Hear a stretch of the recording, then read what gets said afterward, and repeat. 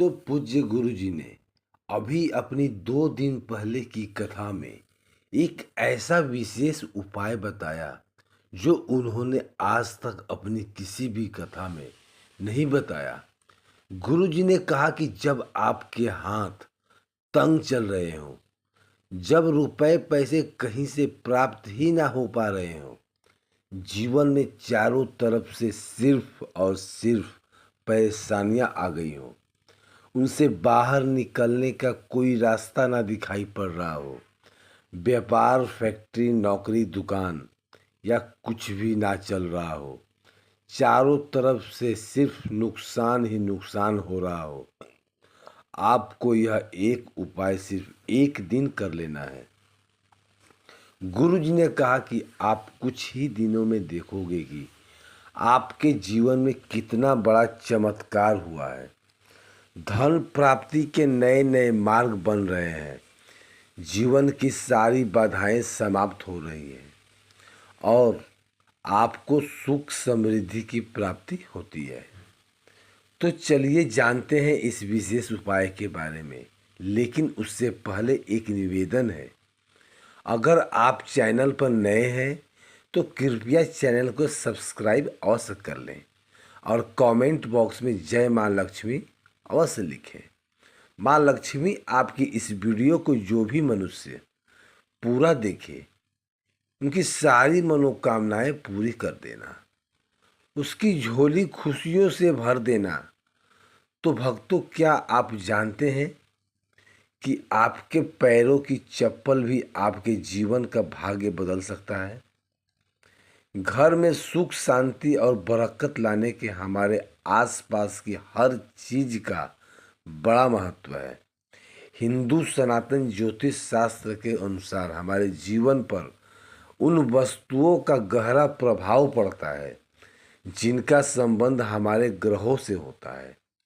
इसलिए घर की हर चीज को सही जगह पर रखना चाहिए और उसके महत्व को समझना बेहद जरूरी है। आज हम बात करेंगे पैरों में पहने जाने वाले चप्पल की। रोजमर्रा के जीवन का अहम हिस्सा है, लेकिन क्या आप जानते हैं कि यह आपकी किस्मत को भी प्रभावित कर सकती है। सही तरीके से रखी गई चप्पल है घर में सुख और समृद्धि लाती है, जबकि लापरवाही से रखी गई चप्पल दुर्भाग्य और आर्थिक परेशानियों का कारण बन सकती है।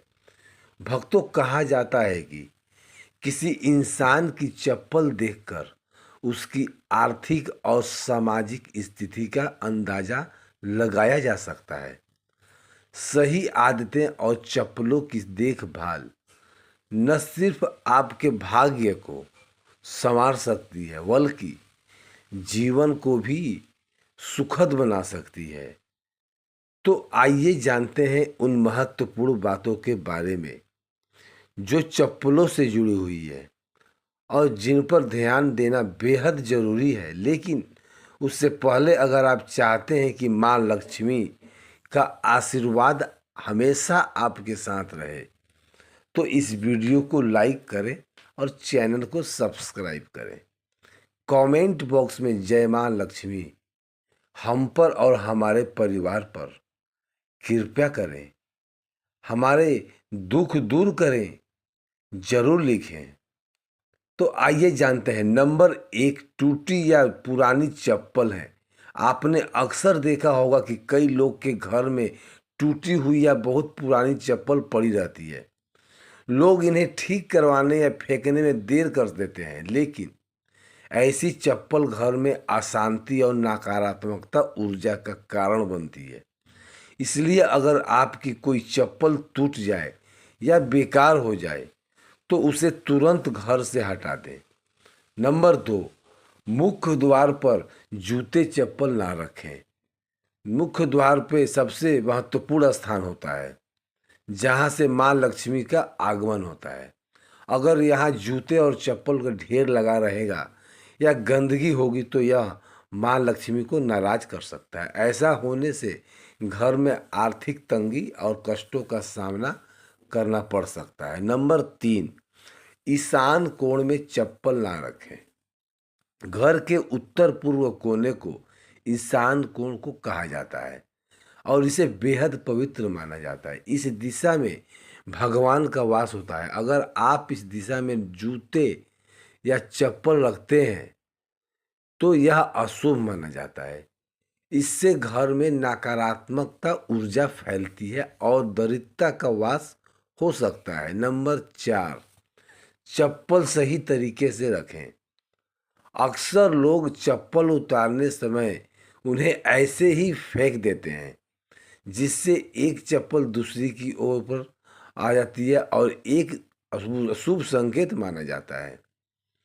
ऐसा करने से नकारात्मकता ऊर्जा का प्रभाव बढ़ सकता है। इसलिए जब भी चप्पल उतारें, उन्हें सही तरीके से और व्यवस्थित रूप से रखें। इन छोटी छोटी बातों का ध्यान रखकर आप अपने घर में सुख, शांति और समृद्धि को बनाए रख सकते हैं। यह बातें न केवल आपके जीवन को बेहतर बनाती है, बल्कि आपके आसपास के माहौल को भी सकारात्मक बनाती है। ध्यान रखें, छोटी छोटी आदतें बड़े बदलाव ला सकती है। अगर आपकी चप्पल उल्टी हो या दूसरी चप्पल पर पड़ी हो तो यह बीमारियों का संकेत माना जाता है। इसलिए अगर कोई चप्पल उल्टी दिखे तो उसे तुरंत सीधी कर दें और अपनी चप्पल को कभी भी उल्टा ना रखें। नंबर 5, घर के चप्पल को दहलीज पर खड़ा करके ना रखें। लोग चप्पल को सुखाने के लिए दहलीज पर रख देते हैं, लेकिन ऐसा करना अशुभ माना जाता है। इसे घर में नकारात्मकता ऊर्जा उत्पन्न होती है और बरकत खत्म हो जाती है। दहलीज को घर के प्रवेश का महत्वपूर्ण स्थान माना गया है, जिसे साफ सुथरा रखना जरूरी है। जब चप्पल या जूते दहलीज पर रखे जाते हैं तो यह न केवल घर की सुंदरता को प्रभावित करती है, बल्कि देवी देवताओं की कृपा को भी दूर कर सकता है। नकारात्मकता ऊर्जा का असर हमारे मानसिक स्वास्थ्य और परिवार के सदस्यों के संबंधों पर भी पड़ सकता है। नंबर 6, जूते चप्पल पहनकर कभी भी भोजन ना करें। माता अन्नपूर्णा इससे नाराज हो जाती हैं और दुर्भाग्य पीछा नहीं छोड़ता। इसी तरह घर की रसोई घर में भी जूते चप्पल पहनकर ना जाएं। यह बहुत अशुभ माना जाता है और इसे ग्रहण पर पूरा असर पड़ सकता है, जिससे जीवन में कठिनाइयां बढ़ सकती हैं। नंबर 7, घर के दरवाजे पर चप्पल उतारने से बचें। किसी को भी उपहार में जूते चप्पल ना दें। पुराने, टूटे या घिसे हुए जूते चप्पल पहनना भी अशुभ माना जाता है।